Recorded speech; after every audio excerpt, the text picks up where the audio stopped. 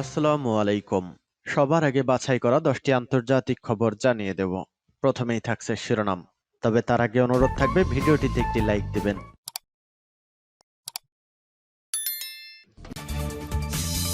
পুরোদমে ইসরায়েল ফিলিস্তিন যুদ্ধ চলছে, জানিয়ে দেব হাতে থাকা যুদ্ধের সর্বশেষ আপডেট সংবাদ। বিশ্ব আমেরিকার বিরুদ্ধে আগের চেয়ে অনেক বেশি ঐক্যবদ্ধ, বলছে মেজর জেনারেল সালামি। মসজিদের ইমাম ও স্বেচ্ছাসেবক বাহিনীর কমান্ডারদের সমাবেশ। এরপর জানিয়ে দেব এবার ইসরায়েলের বিরুদ্ধে বড় পদক্ষেপ নিল জর্ডান, এবং জানিয়ে দিব স্থল হামলা শুরুর পর কতজন সেনা নিহত হয়েছে জানালো ইসরায়েল। এদিকে হামাস দুর্বল হলে হিজবুল্লাহ সংঘর্ষে অংশ নেবে বলছে নিউ ইয়র্ক টাইমস। এবং সর্বশেষ জানিয়ে দেব ডোনেটস্কে পুনরায় লেপার ট্যাঙ্ক মোতায়েন করেছে ইউক্রেন। শুনছিলেন সংবাদ শিরোনাম, এখন বিস্তারিত। তবে তার আগে অনুরোধ থাকবে ভিডিওটিতে একটি লাইক এবং কমেন্টস করে জানিয়ে দিন এই ভিডিও সম্পর্কে আপনার মূল্যবান মতামত। আর অবশ্যই এই ভিডিওটি আপনার ফেসবুকে শেয়ার দিয়ে ছড়িয়ে দিন, আর জানিয়ে দিন আপনি কোন জেলা থেকে বা কোথা থেকে আমাদের সংবাদ শুনছেন এবং দেখছেন। বিশ্ব আমেরিকার বিরুদ্ধে আগের চেয়ে অনেক বেশি ঐক্যবদ্ধ, মেজর জেনারেল সালামির ঘোষণা। মসজিদের ইমাম ও স্বেচ্ছাসেবক বাহিনীর কমান্ডারদের সমাবেশ। ইরানের ইসলামী বিপ্লবী গার্ড বাহিনীর কমান্ডার ইন চিফ বলেছেন, জিহাদের মশাল এখন জ্বলজ্বল করছে। মেজর জেনারেল সালামি বলেন, আগের যে কোনো সময়ের চেয়ে বিশ্ব এখন আমেরিকার বিরুদ্ধে অনেক বেশি ঐক্যবদ্ধ। বিশ্বে মার্কিন নীতির রক্তাক্ত পরিচয়ের আত্মপ্রকাশ ঘটেছে বলেও তিনি মন্তব্য করেন। বার্তা সংস্থা তাসনিম আরো জানিয়েছে, ইসলামী বিপ্লবী গার্ড বাহিনীর কমান্ডার মেজর জেনারেল হুসেইন সালামি আজ তেহরানে মসজিদের ইমাম ও স্বেচ্ছাসেবক বাহিনীর কমান্ডারদের এক সমাবেশে বক্তব্য রাখেন। সেখানে তিনি বলেন, আমেরিকা, ইংল্যান্ড এবং ইহুদিবাদ একটি তিক্ত বাস্তবতার তিনটি দিক। ওই তিন শক্তি ষড়যন্ত্র সুস্পষ্ট বিদ্বেষের অবিচ্ছেদ্য অংশ। জনাব সালামি বলেন, ইহুদিবাদীরা 75 বছর আগে সন্ত্রাস ও অপরাধযোগ্য চালিয়ে ফিলিস্তিন দখল করেছিল। আজও তারা মুসলিম বিশ্বের তরুণদেরকে রাজনৈতিক অন্ধত্বে ভোগানোর চেষ্টা করছে। কিন্তু দেশের পতাকা উত্তোলিত হলে জাতিকে প্রতারিত করার কোনো উপায় বলদর্পিতের আর থাকে না। জেনারেল সালামি আরো বলেন, ইহুদিবাদীরা অনেক যুদ্ধ উস্কে দিয়েছে। ইরানের ইসলামী বিপ্লব বিজয়ের পর থেকে শত্রুরা বিভিন্ন অজুহাতে মুসলিম ভূখণ্ডে যুদ্ধ চাপিয়ে দিয়েছে। 45 বছর ধরে এই বলদর্পী শক্তি মুসলিম ভূখণ্ডে যুদ্ধ বাঁধিয়ে রাখার পেছনে উদ্দেশ্য হলো ইসলামের নামে কোনো বৃহৎ শক্তি যেন গড়ে উঠতে না পারে। কিন্তু আজ গাজা উপত্যকার ফিলিস্তিনি জনগণ তাদের হৃদয়ে পুষে রাখা কয়েক দশকের নৃশংসতার প্রতিশোধ নেওয়ার মতো ক্ষমতা অর্জন করেছে। আমেরিকার সবচেয়ে বড় প্রার্থতা হলো গাজায় তারা এখন বিজয় শব্দটি উচ্চারণ করার শক্তি রাখে না। সূত্র পার্টস টুডে।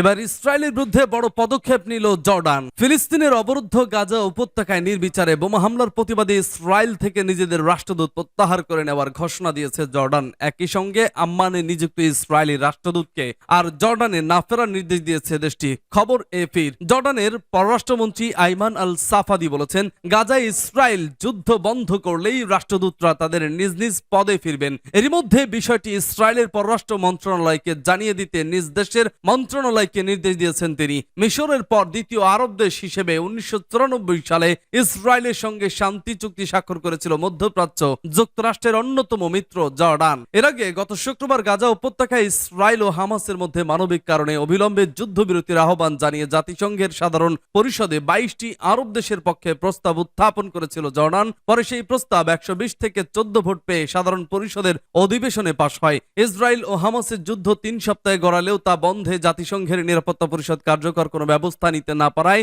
সাধারণ পরিষদে প্রস্তাব পাশ করে। মূলত রাশিয়া ও যুক্তরাষ্ট্রের বিরোধিতা ও ভোটের কারণে এখন পর্যন্ত নিরাপত্তা পরিষদে কোনো প্রস্তাব পাশ হয়নি। ভোটাভুটির আগে জর্ডানের পররাষ্ট্রমন্ত্রী আইমান সাফাদি বলেছিলেন, এই প্রস্তাবের বিপক্ষে ভোট দেওয়ার মানে হলো অনর্থক যুদ্ধ এবং অনর্থক হত্যাকাণ্ডকে অনুমোদন করা। স্থল হামলা শুরুর পর কতজন সেনা নিহত হয়েছে জানালো ইসরায়েল। ইসরায়েলি সেনাবাহিনী জানিয়েছে, গাজার উত্তরাঞ্চলের লড়াইয়ে একজন ব্যাটালিয়ন কমান্ডার নিহত হয়েছেন। এর ফলে অবরুদ্ধ ছিটমহলটিতে ইসরায়েলের সামরিক অভিযান সম্প্রসারণের পর থেকে নিহত সৈন্যের সংখ্যা 18 জনে দাঁড়িয়েছে। এ সময় আরো 4 সেনা সদস্য গুরুতর আহত হয়েছেন বলে জানিয়েছে সেনাবাহিনী। এদিকে গাজায় ইতিমধ্যে নিহতের সংখ্যা 8,500 ছাড়িয়েছে।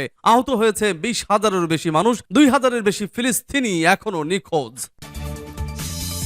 হামাস দুর্বল হলে হিজবুল্লাহ সংঘর্ষে অংশ নেবে বলছে নিউ ইয়র্ক টাইমস। লেবাননের এক কর্মকর্তার বরাত দিয়ে মার্কিন সংবাদ মাধ্যম নিউ ইয়র্ক টাইমস জানিয়েছে, ফিলিস্তিনি স্বাধীনতা আন্দোলন হামাস দুর্বল হয়ে পড়লে তাদেরকে সমর্থন দিতে শিয়া সংগঠন হিজবুল্লাহ ফিলিস্তিন ইসরায়েল সংঘাতে অংশ নেবে। সংবাদপত্রের মতে, হামাসকে ধ্বংস করার হুমকি হিজবুল্লাহর জন্য সংঘাতে হস্তক্ষেপের জন্য একটি লাল রেখা হবে। শিয়া সংগঠন সম্ভবত মধ্যপ্রাচ্য সংঘাতের আরো বৃহত্তর বৃদ্ধি এড়াতে তার বাহিনীকে ঠেকিয়ে রাখছে। কর্মকর্তা উল্লেখ করেছেন, তার মতে হিজবুল্লাহ বিশ্বাস করে যে হামাসের এখনই সাহায্যের প্রয়োজন নেই। গাজা উপত্যকা থেকে ইসরায়েলের হামাস যোদ্ধাদের সশস্ত্র অনুপ্রবেশের পর মধ্যপ্রাচ্যের পরিস্থিতি হঠাৎ করেই উত্তপ্ত হয়ে উঠেছে। হামাস আন্দোলন এই হামলাকে জেরুজালেমের টেম্পল মাউন্টে আল আকসা মসজিদের প্রতি ইসরায়েলি কর্তৃপক্ষের পদক্ষেপের প্রতিক্রিয়া বলে মনে করে। ইসরায়েল গাজা উপত্যকা সম্পূর্ণ অবরোধ ঘোষণা করে এবং লেবানন ও সিরিয়ার ছিটমহল এবং নির্দিষ্ট কিছু এলাকায় হামলা চালাতে শুরু করে। পশ্চিম তীরেও সংঘর্ষ চলছে। সূত্রতাস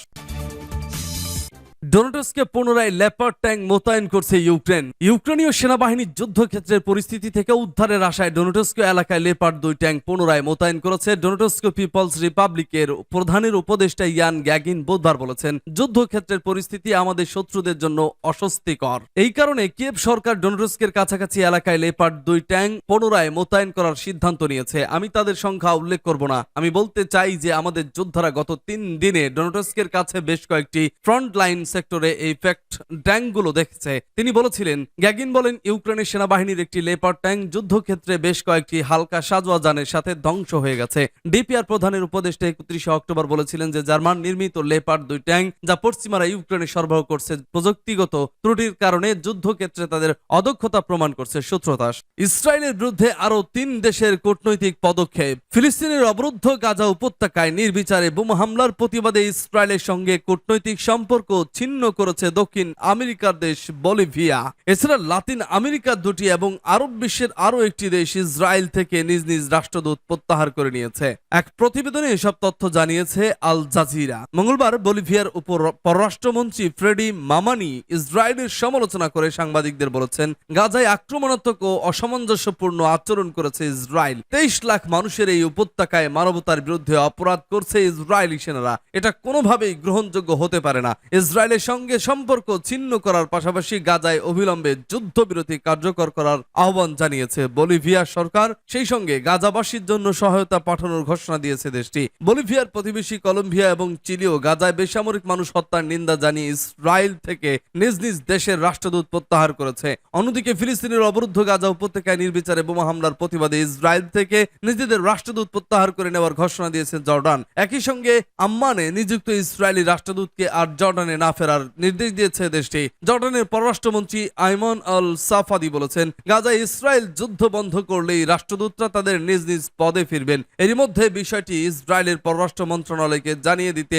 নিজ দেশের মন্ত্রণালয়কে নির্দেশ দিয়েছেন তিনি। মিশরের পর দ্বিতীয় আরব দেশ হিসেবে 1994 সালে ইসরায়েলের সঙ্গে শান্তি চুক্তি স্বাক্ষর করেছিল মধ্যপ্রাচ্য যুক্তরাষ্ট্রের অন্যতম মিত্র জর্ডান। ফিলিস্তিনি স্বাধীনতাকামী সংগঠন হামাসের হামলার জবাবে গত 7 অক্টোবর থেকে গাজায় নির্বিচারে বোমা হামলা করে আসছে ইসরায়েল। টানা বোমা হামলার মধ্যেই গত শনিবার সেখানে স্থল অভিযান শুরু করেছে ইসরায়েলি বাহিনী। গাজায় স্থল অভিযান শুরুর পর থেকেই হামাস যোদ্ধাদের সঙ্গে ইসরায়েলি সেনাদের তুমুল লড়াইয়ের খবর আসছে।